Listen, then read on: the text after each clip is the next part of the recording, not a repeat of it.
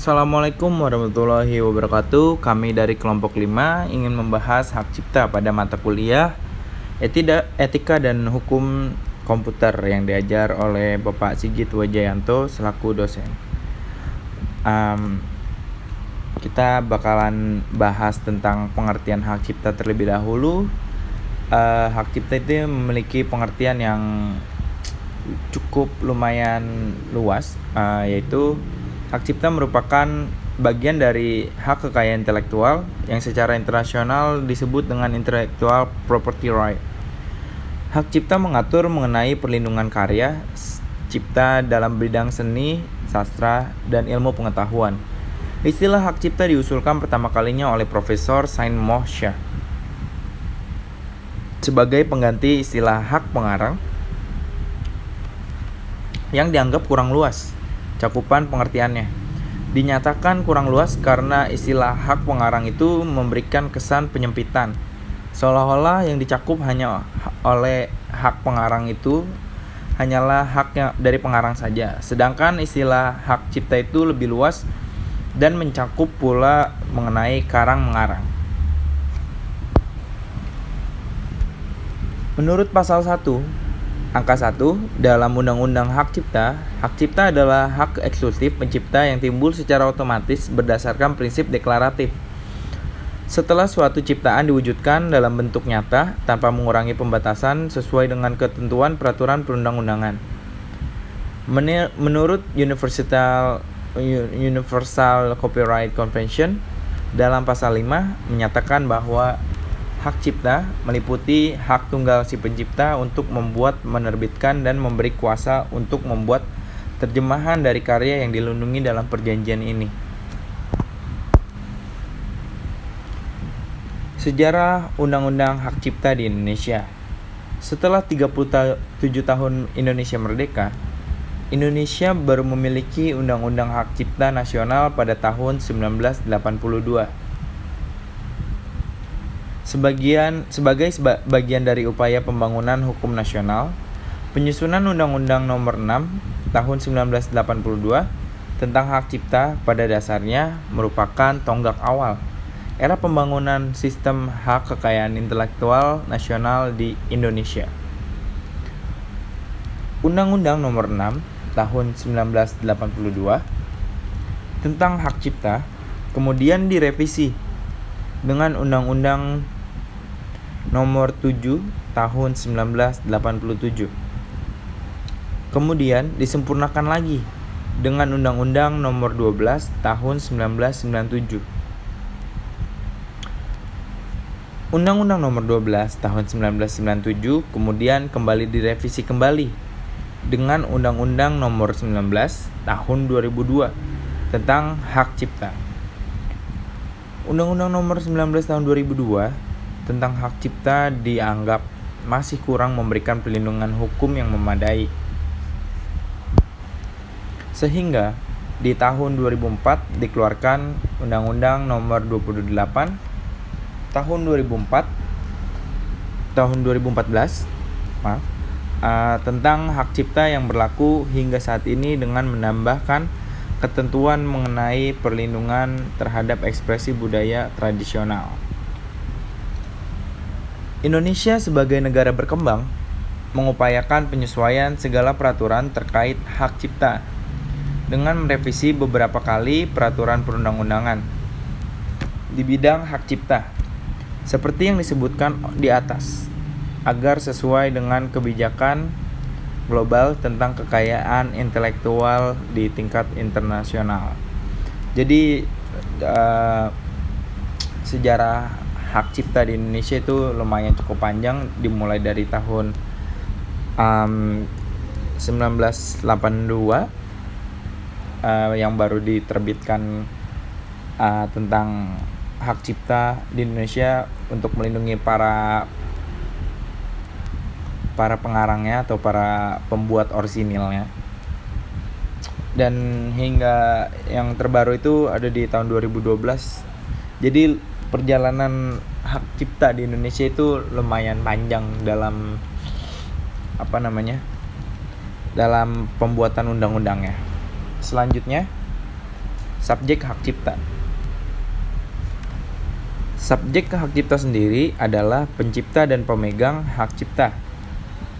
Pencipta adalah seseorang yang memiliki inspirasi atau menghasilkan suatu karya yang didasari oleh kemampuan intelektual, imajinasi, keterampilan, dan keahlian yang diwujudkan. Suatu karya yang memiliki sifat dasar pribadi. Berdasarkan pasal 1, angka 2 atau nomor 2, Undang-Undang Hak Cipta menyatakan bahwa yang dimaksud dengan pencipta adalah seseorang atau beberapa orang yang secara sendiri-sendiri atau bersama-sama menghasilkan suatu ciptaan yang bersifat khas dan pribadi. Subjek yang dianggap sebagai pencipta dapat dilihat dalam pasal 31 tentang Undang-Undang Hak Cipta yang menyatakan bahwa menjadi pencipta yaitu orang yang namanya disebut dalam ciptaan. Dinyatakan sebagai pencipta dalam suatu ciptaan, disebutkan dalam surat pencatatan ciptaan, atau tercantum dalam daftar umum ciptaan sebagai pencipta. Jadi itu yang ada di pasal 31 tentang Undang-Undang Hak Cipta yang dapat dikatakan sebagai pencipta. Pemegang hak cipta adalah pencipta sebagai pemilik hak cipta. Pihak yang menerima hak tersebut secara sah dari pencipta atau pihak lain yang menerima lebih lanjut hak dari pihak yang menerima hak tersebut secara sah sebagaimana apa yang dimaksud dalam pasal 1 angka 4 Undang-Undang Hak Cipta. Adanya perbedaan antara pencipta dan pemegang hak cipta. Seorang pencipta otomatis menjadi pemegang hak cipta yang merupakan pemilik dari hak cipta tersebut. Sedangkan pemegang hak cipta belum tentu merupakan pencipta. Hal ini dimungkinkan karena pemegang hak cipta menerima pengalihan dari pencipta atau membeli hak cipta tersebut yang orisinil dibeli dari sang pencipta. Menurut Elita Rasginting, pemegang hak cipta terbagi menjadi dua, yaitu pemegang hak cipta berdasarkan peristiwa hukum. Undang-Undang Hak Cipta mengatur mengenai cara pengalihan hak cipta melalui peristiwa hukum seperti yang diatur dalam pasal 16 ayat 2 Undang-Undang Hak Cipta, yaitu hak cipta dapat dialihkan atau beralih, baik seluruhnya atau sebagian, karena pewarisan, hibah, wakaf, wasiat, perjanjian tertulis, atau sebab lainnya sesuai dengan peraturan perundang-undangan. Selain melalui cara yang disebutkan dalam pasal 16 ayat 2, pemegang hak cipta dapat pula memberikan izin kepada pihak lain untuk melaksanakan hak cipta dan hak terkait atas suatu ciptaan berdasarkan perjanjian lisensi yang dapat diatur dalam pasal 80 Undang-Undang Hak Cipta. Selanjutnya menurut Elita Rasginting yaitu pemegang hak cipta berdasarkan undang-undang. Berdasarkan Undang-Undang Hak Cipta juga mengenal konsep kepemilikan hak cipta berdasarkan undang-undang yang diatur dalam pasal 37, pasal 38, dan pasal 39 Undang-Undang Hak Cipta. Dalam hal ini, negara atau badan hukum sebagai penerbit dan produser rekaman dianggap sebagai pemegang hak cipta karena secara hukum dalam hal sebagai berikut dapat berlaku apabila pencipta tidak diketahui jati dirinya atau tidak dikenal. 2. Pencipta tidak ingin jati dirinya diketahui atau pencipta yang menggunakan nama samaran. 3. 3. Penciptaan berupa ekspresi budaya tradisional. 4. Ciptaan yang belum diterbitkan atau tidak diketahui siapa pencipta atau penerbitnya. Selanjutnya ada objek hak cipta. Objek hak cipta berdasarkan Undang-Undang Hak Cipta adalah ciptaan di dalam pasal 1 angka 3. Undang-Undang Hak Cipta, ciptaan merupakan setiap hasil karya cipta di bidang ilmu pengetahuan seni yang direpresentasikan dalam bentuk yang nyata. Berdasarkan definisi tersebut, maka suatu ciptaan atau untuk mendapatkan hak cipta harus berbentuk nyata dan dapat dilihat, didengarkan, atau dibaca. Hak cipta tidak diberikan untuk ciptaan yang masih berupa ide. Selain itu, berbentuk nyata syarat lainnya agar suatu ciptaan mendapatkan hak cipta adalah harus menunjukkan keaslian atau orsinil. Ciptaan yang dilindungi oleh hak cipta berdasarkan pasal 40 ayat 1 Undang-Undang Hak Cipta meliputi ciptaan dalam bidang ilmu pengetahuan, seni, dan sastra yang terdiri atas buku, pamflet, perwajahan, karya tulis yang diterbitkan, dan semua hasil karya tulis lainnya. 2. Ceramah, kuliah, pidato, dan ciptaan sejenisnya. 3. Alat peraga yang dibuat untuk kepentingan kependidikan atau ilmu pengetahuan. 4.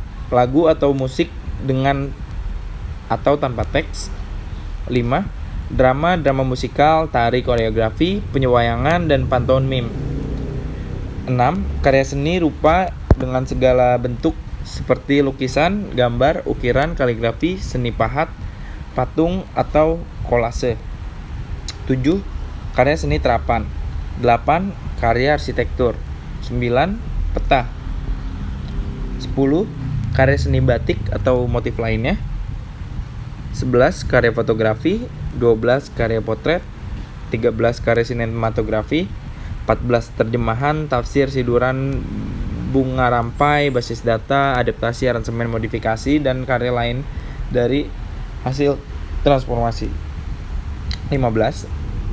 Terjemahan, adaptasi, aransemen, transformasi, atau modifikasi ekspresi budaya tradisional. 16. Kompilasi ciptaan atau data, baik dalam format yang dapat dibaca dengan program komputer atau media lainnya. 17. Kompilasi ekspresi budaya tradisional selama kompilasi tersebut merupakan karya yang asli. 18. Permainan video. Dan yang terakhir, program komputer. Selanjutnya ada sistem perlindungan hak cipta. Perlindungan hak cipta di Indonesia berdasarkan Undang-Undang Hak Cipta hanya diberikan kepada ciptaan yang telah berbentuk nyata, yang artinya dapat dilihat, dibaca, maupun didengar.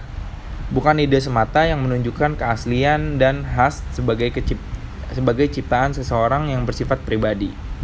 Apabila suatu ciptaan telah memenuhi persyaratan tersebut, maka perlindungan hukum terhadap hasil karya cipta akan diperoleh pencipta secara otomatis. Berdasarkan konsep perlindungan ini, hak cipta boleh dicatatkan maupun tidak. Pencatatan ciptaan bukanlah suatu kewajiban, sehingga pencatatan bukanlah hal yang mutlak untuk dilakukan agar memperoleh perlindungan hukum. Namun, apabila melakukan pencatatan, maka akan lebih baik, karena dengan melakukan pencatatan, sang pencipta akan mendapatkan sertifikat hak cipta yang dapat dijadikan bukti formal kepemilikan hak cipta. Selanjutnya akan dilanjutkan oleh Digo. Pencatatan hak cipta.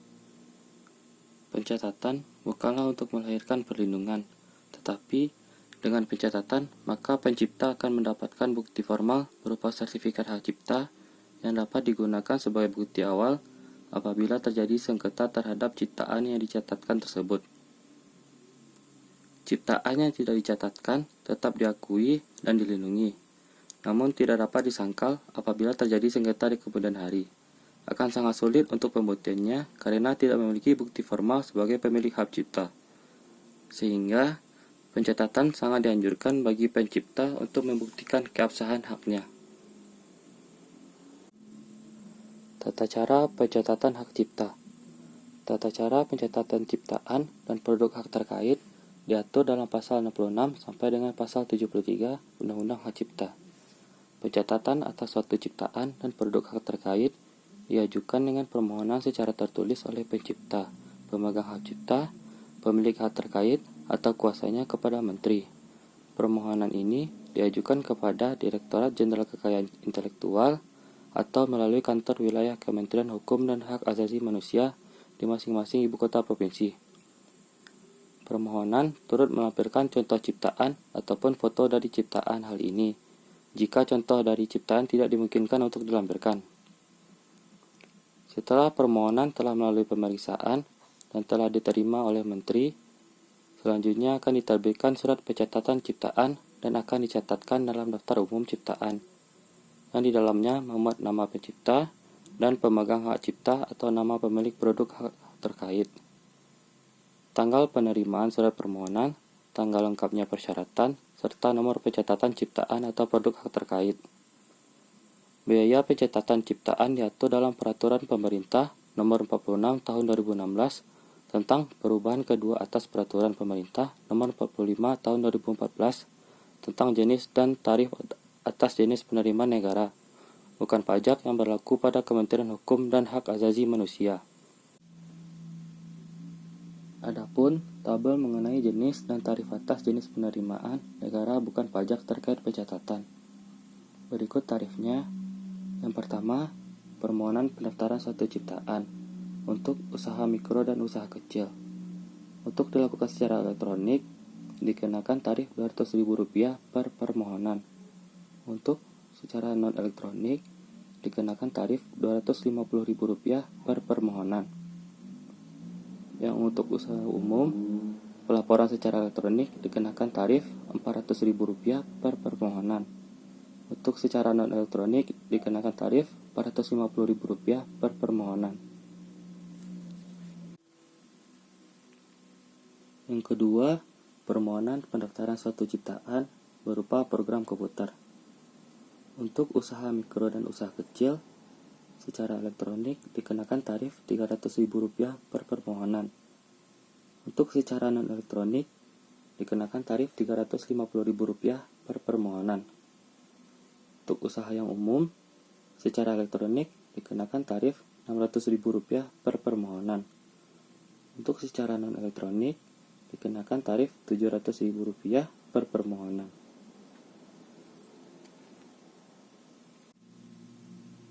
Jangka waktu perlindungan hak cipta. Dengan ditetapkannya jangka waktu perlindungan hak cipta, maka ketika perlindungan hak cipta tersebut berakhir, maka karya cipta tersebut menjadi milik umum. Dalam artian, orang lain dapat menikmati karya cipta tersebut secara bebas tanpa harus meminta izin kepada si pencipta atau pemegang hak cipta. Namun, status milik umum atau public domain itu tidak menghilangkan kewajiban untuk tetap mengakui dan menghormati penciptanya. Jangka waktu perlindungan hak cipta antara satu karya cipta dengan lainnya berbeda-beda. Berdasarkan Undang-Undang Hak Cipta, terdapat 3 ketentuan jangka waktu perlindungan, yaitu: pertama, jangka waktu 50 tahun sejak pertama kali ciptaan diumumkan. Karya cipta yang dilindungi dalam jangka waktu tersebut berdasarkan pasal 59 ayat 1 Undang-Undang Hak Cipta adalah: pertama, karya fotografi, kedua potret, 3 karya sinematografi, keempat permainan video, kelima program komputer, keenam perwajahan karya tulis, 7 terjemahan tafsir, seduran, bunga rampai, adaptasi, aransemen, modifikasi, dan karya lain dari hasil transformasi, 8 terjemahan, adaptasi, aransemen, transformasi, atau modifikasi ekspresi budaya tradisional, 9 kompilasi ciptaan atau data, baik dalam format yang dibaca dengan program komputer atau media lainnya, 10 kompilasi ekspresi budaya tradisional selain kompilasi tersebut merupakan karya asli. Kedua, jangka waktu seumur hidup pencipta ditambah 70 tahun setelah penciptanya meninggal dunia.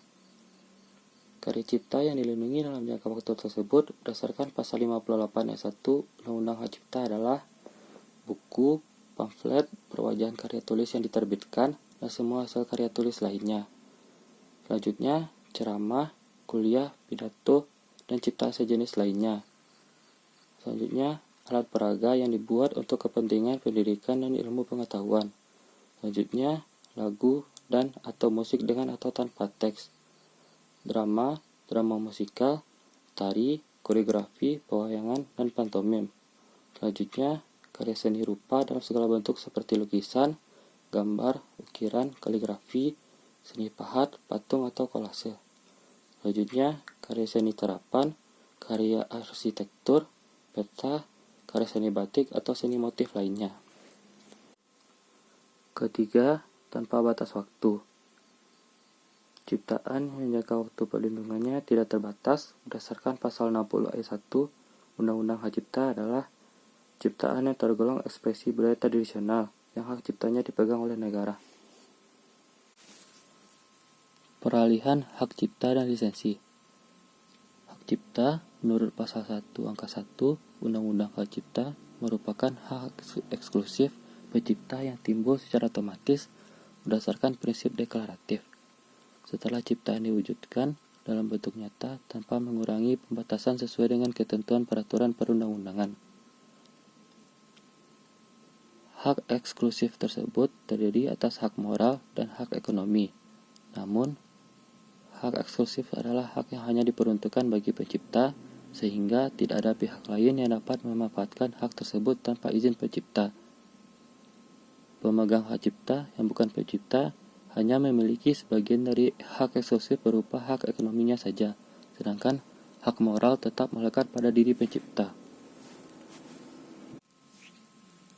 Pasal 5 ayat 2 Undang-Undang Hak Cipta menyebutkan bahwa hak moral tidak dapat dialihkan selama pencipta masih hidup, tetapi pelaksanaan hak tersebut dapat dialihkan dengan wasiat atau sebab lain, sesuai dengan ketentuan peraturan perundang-undangan setelah pencipta meninggal dunia.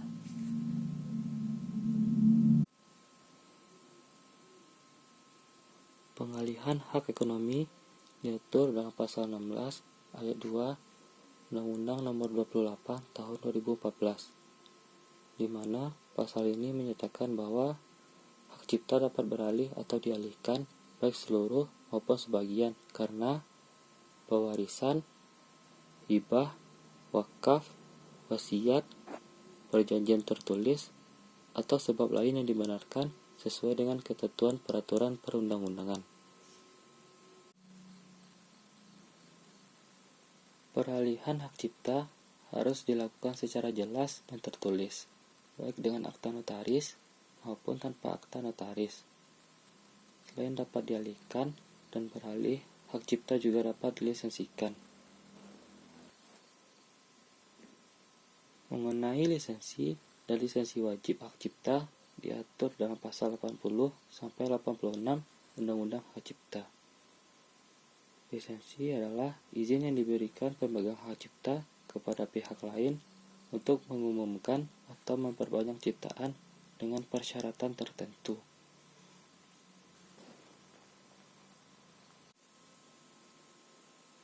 Persyaratan tertentu yang berkaitan dengan perjanjian lisensi yaitu mengenai jangka waktu lisensi dan besarnya pembayaran royalti. Perjanjian lisensi haruslah dibuat secara tertulis dan harus dicatatkan oleh Menteri dalam daftar umum perjanjian lisensi hak cipta dengan dikenai biaya. Pihak yang menerima izin ini disebut dengan pemegang lisensi. Berdasarkan pasal 80 Undang-Undang Hak Cipta, pemberian lisensi ini berlaku selama jangka waktu tertentu dan tidak melebihi masa berlaku hak cipta dan hak terkait.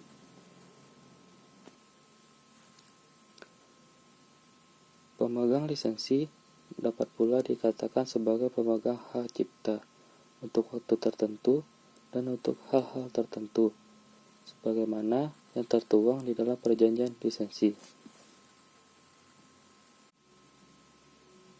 Ketika perjanjian lisensi itu berakhir, maka pihak tersebut tidak lagi sebagai pemegang hak cipta. Berdasarkan pasal 82 ayat 3 Undang-Undang Hak Cipta, pada dasarnya perjanjian lisensi dilarang menjadi sarana untuk menghilangkan atau mengambil alih seluruh hak pencipta atas ciptaannya.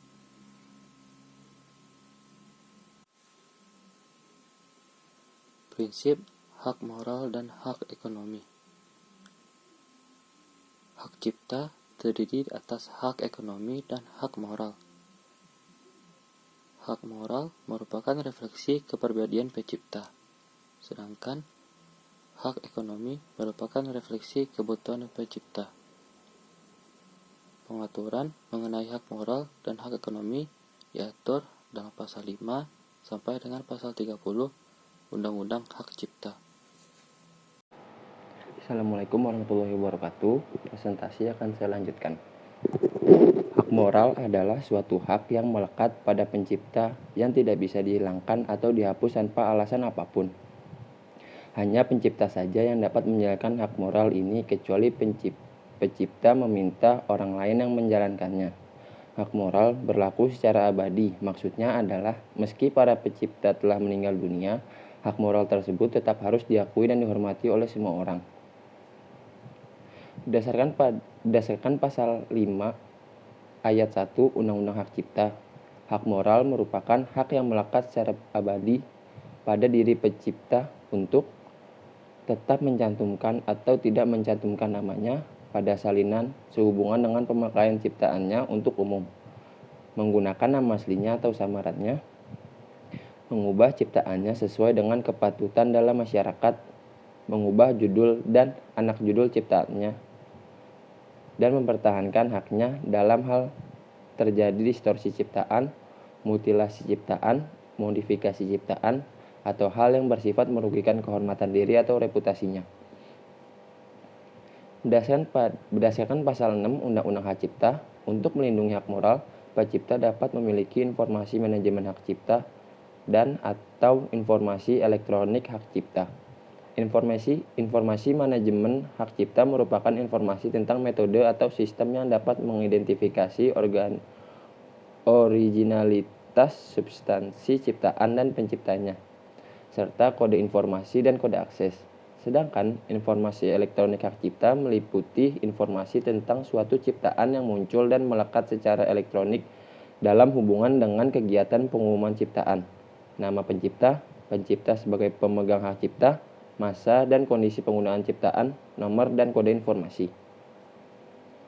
Bagian lainnya dari hak cipta adalah hak ekonomi. Menurut pasal 8 Undang-Undang Hak Cipta, hak ekonomi adalah hak eksklusif pencipta atau pemegang hak cipta untuk memperoleh manfaat ekonomi atas karya yang telah diciptakannya.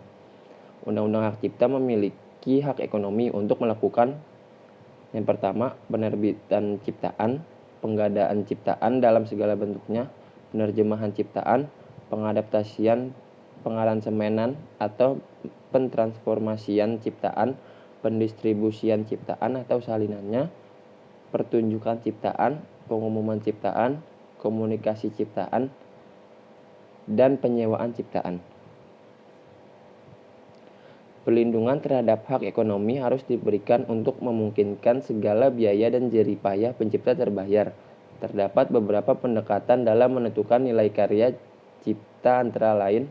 Yang pertama, pendekatan biaya di mana total biaya yang dikeluarkan untuk menghasilkan suatu karya cipta menjadi patokan nilai dari karya cipta tersebut.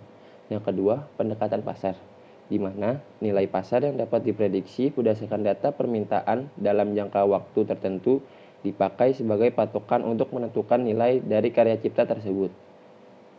Ini yang terakhir, pendekatan penerimaan, di mana data penerimaan yang telah diperoleh setelah kurun waktu tertentu dijadikan sebagai patokan untuk memberi nilai dari suatu karya cipta. Pelanggaran dan sanksi. Berdasarkan pasal 120 Undang-Undang Hak Cipta, dalam hal terjadi suatu pelanggaran atas hak cipta, tuntutan pidana hanya dapat diajukan berdasarkan laporan atau pengaduan yang diajukan dari pemilik atau pemegang hak cipta, karena hak cipta di Indonesia mengadut delik aduan. Suatu perbuatan dikatakan sebagai pelanggaran hak cipta apabila perbuatan tersebut melanggar hak khusus dari pencipta atau pemegang hak cipta. Pelanggaran dalam Undang-Undang Hak Cipta terdapat dalam pasal 112 sampai dengan pasal 120 yang menyebutkan bahwa sebagai berikut.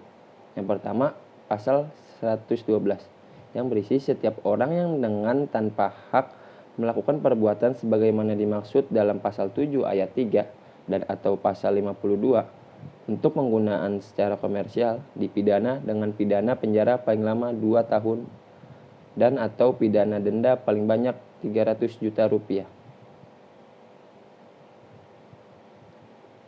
Berdasarkan pasal tersebut, maka setiap orang yang menghilangkan, merusak, ataupun mengubah informasi manajemen hak cipta atau informasi elektronik hak cipta untuk penggunaan komersial tanpa adanya suatu perjanjian, maka akan dikenakan sanksi pidana sesuai dengan apa yang tertuang dalam pasal tersebut. Yang kedua itu, pasal 113.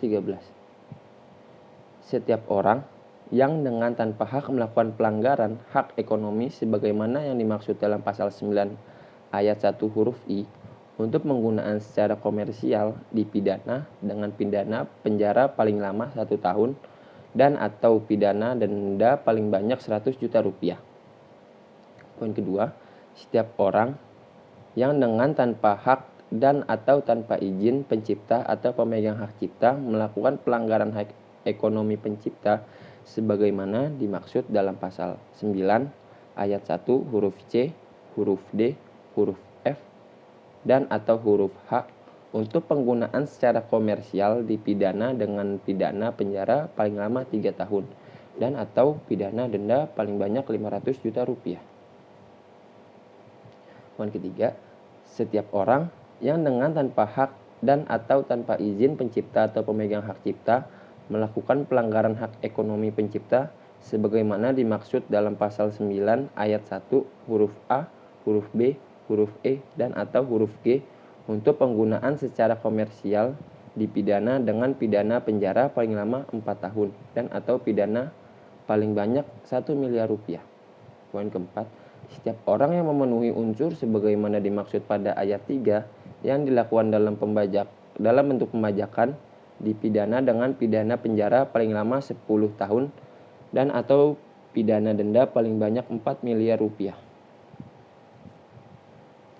Pasal 113 mengatur mengenai sanksi yang dapat dikenakan bagi para pelanggar hak ekonomi pencipta.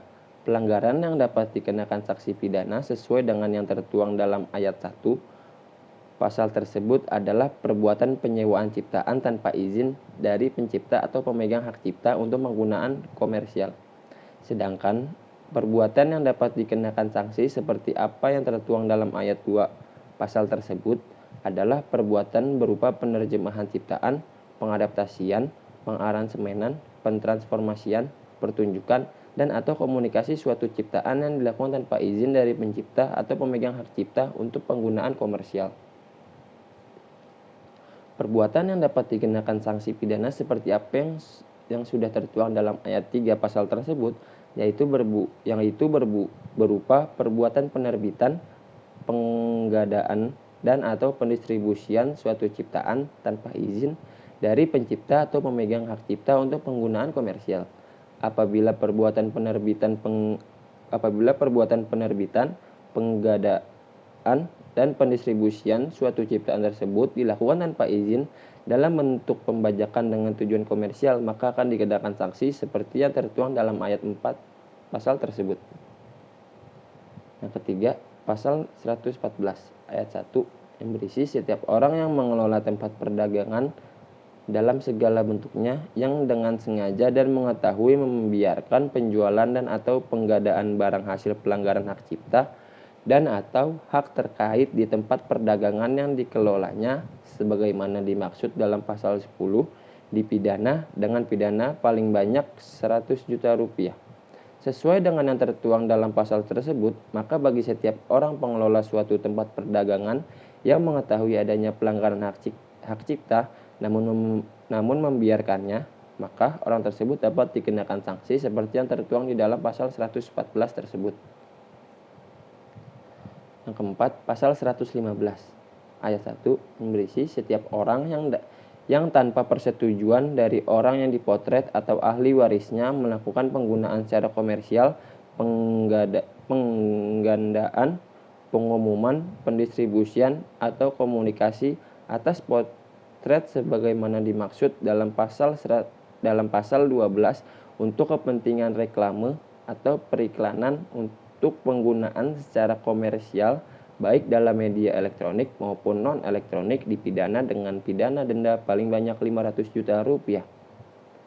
Berdasarkan pasal tersebut, maka penggunaan potret milik orang lain apabila dilakukan tanpa izin dari pemiliknya untuk tujuan komersial, maka dapat dikenakan sanksi sesuai dengan yang tertuang dalam pasal tersebut. 5. Pasal 116 Ayat 1.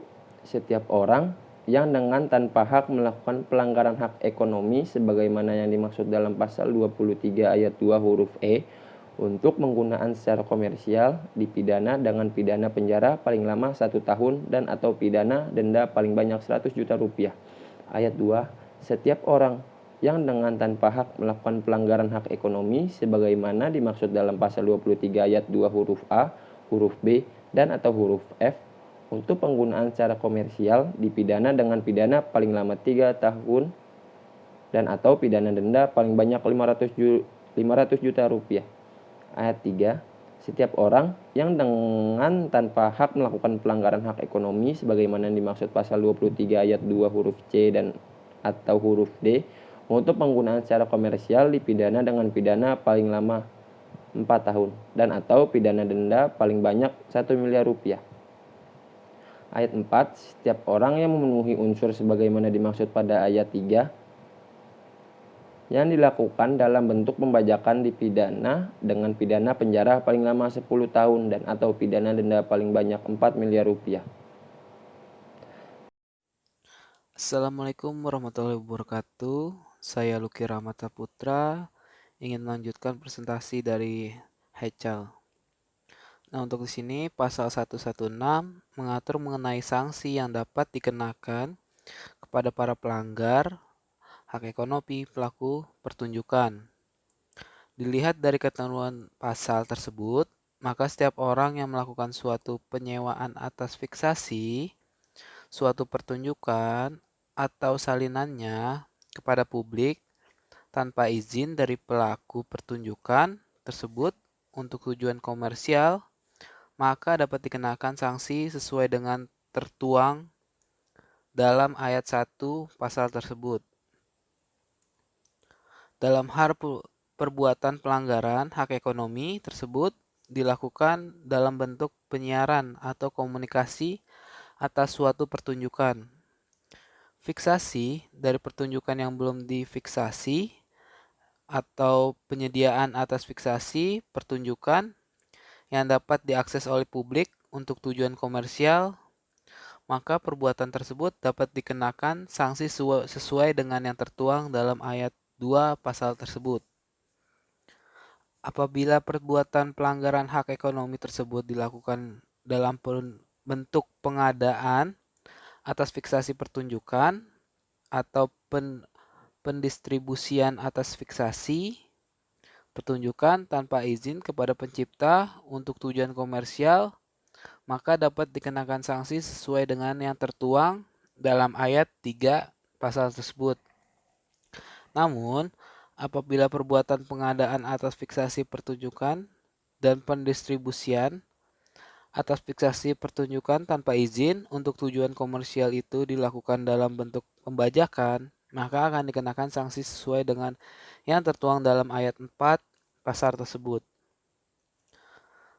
Nah, untuk ini pasal 117 yang pertama, setiap orang yang dengan sengaja dan tanpa hak melakukan pelanggaran hak ekonomi sebagai dimaksud dalam pasal 24 ayat 2 huruf C.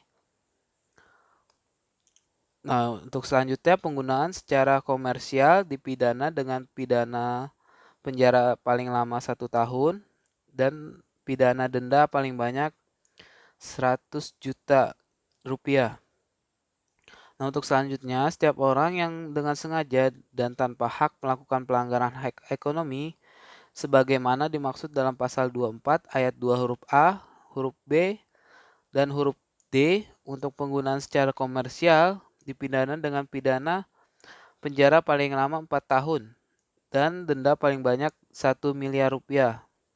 Nah, untuk selanjutnya, setiap orang yang memenuhi unsur sebagaimana dimaksud pada ayat 2 yang dilakukan dalam bentuk pembajakan dipidana dengan pidana penjara paling lama 10 tahun dan pidana denda paling banyak 4 miliar rupiah. Nah, untuk pasal 117 ini mengatur mengenai sanksi yang dapat diberikan kepada pelanggar hak ekonomi dari produser fonogram.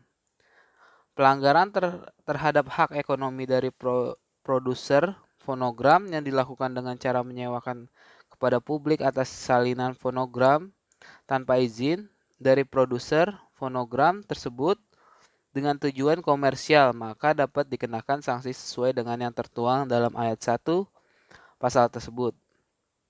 Sedangkan perbuatan pelanggaran yang dapat dikenakan sanksi seperti yang tertuang dalam ayat 2 pasal tersebut adalah pelanggaran hak ekonomi berupa pengadaan, pendistribusian, penyediaan atas fonogram kepada publik tanpa izin dari produser fonogram yang dilakukan untuk komersial.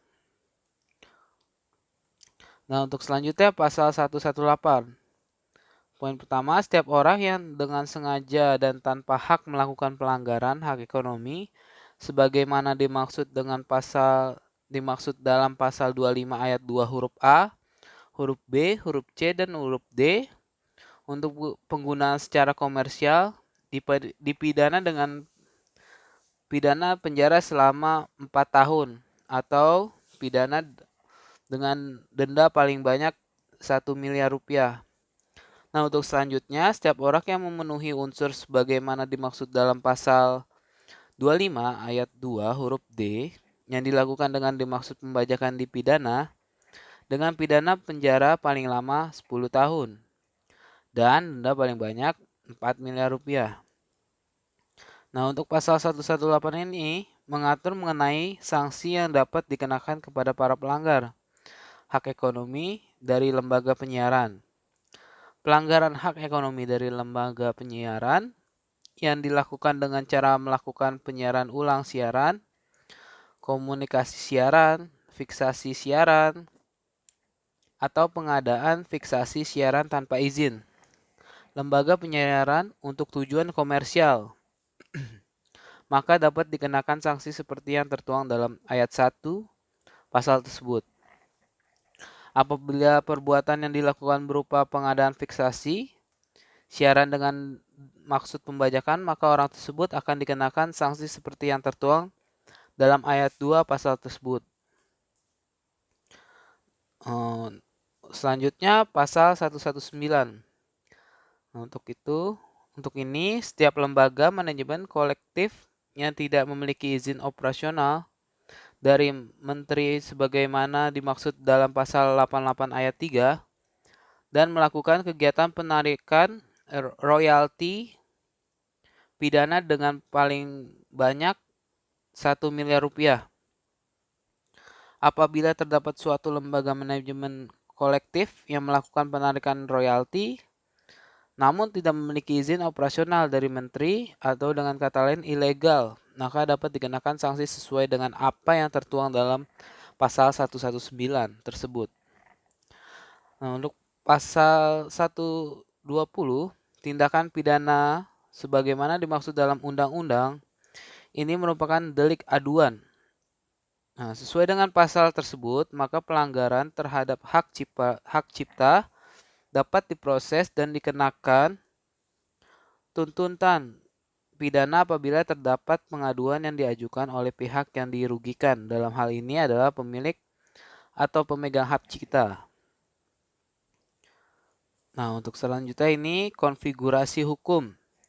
Dalam konfigurasi hukum, maka hak moral mencakup dua hal besar yaitu paternity atau right of paternity dan hak integrasi atau right of integrity.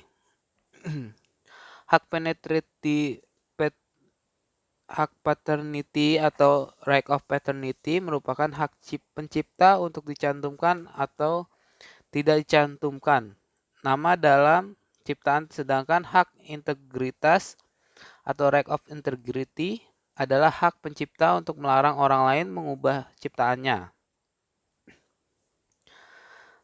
Beberapa contoh yang dianggap sebagai pelanggaran atas hak moral yaitu mengubah lirik lagu dengan ungkapan konyol atau candaan, mengubah dekorasi pesta tanpa izin.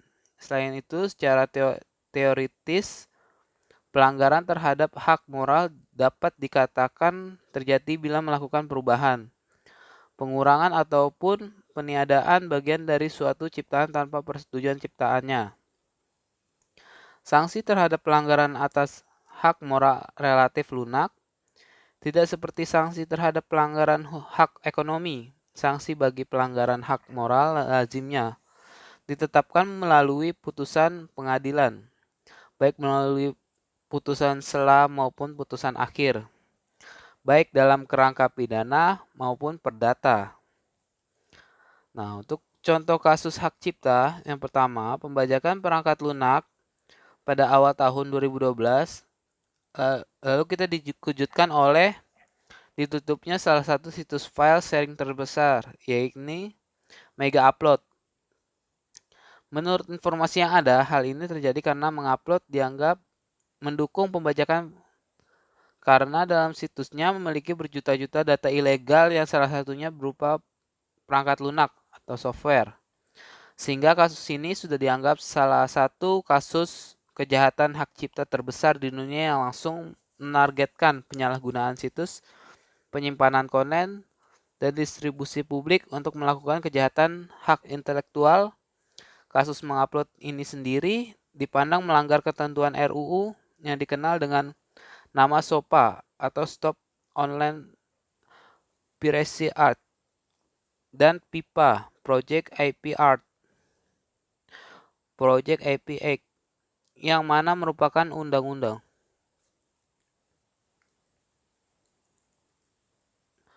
Nah, untuk selanjutnya pelatihan yang digelar di kawasan Ciumbiliut Kota Bandung itu dibuka oleh Wakabareskrim Mabes Polri Injer Pol Paulus Purwoko Kamis. Ia mengatakan pelanggaran hak cipta software terus meningkat seiring perkembangan TI di negeri ini.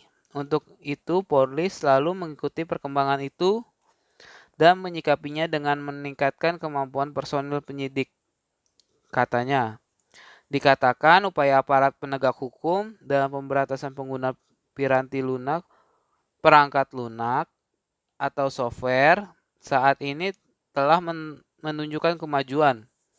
Hal ini seiring dengan makin gencarnya kegiatan pelatihan penanganan tindakan pidana, pelanggaran hak cipta software. Sementara itu, Kanit Indak Dir 2 Ekonomi Khusus yang juga Ketua Panitia Pelatihan Kombes Forichko Amelza Daniel menyebutkan, pelatihan yang digelar Juni 2008 itu akan menekankan materi antara lain tentang pengetahuan aspek teknis seputar software, bentuk-bentuk pelanggaran hak cipta software, dan ragam jenis piranti dan ragam jenis perangkat lunak.